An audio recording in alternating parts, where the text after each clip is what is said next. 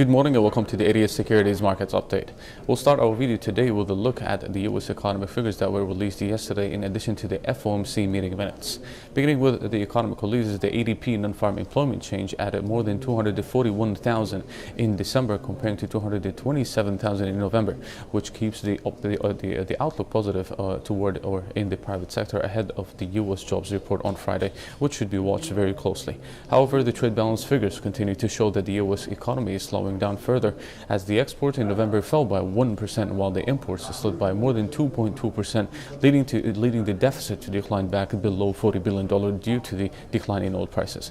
As for the FOMC meeting minutes yesterday, the statement came in very confusing. The Federal Reserve noted that interest rate will not rise before April of this year. Furthermore, the statement denied what Janet Yellen said in her previous press conference when she said that the interest rate will rise in the next couple of meetings.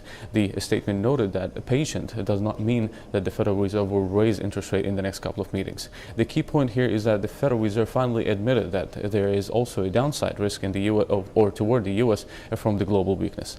In the meantime, with the gloomy picture toward the global economy for the year of 2015, raising interest rates in the U.S. will be off the table for a while.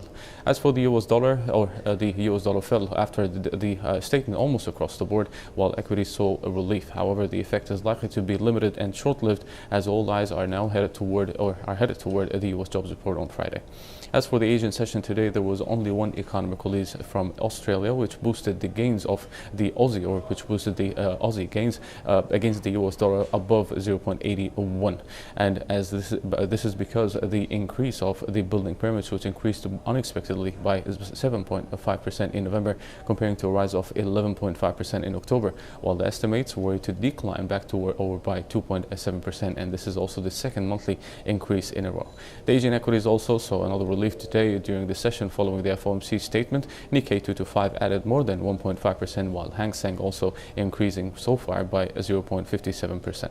Going forward to the European session ahead, we will be focusing on three economic releases across the session, which may have a notable impact on the markets.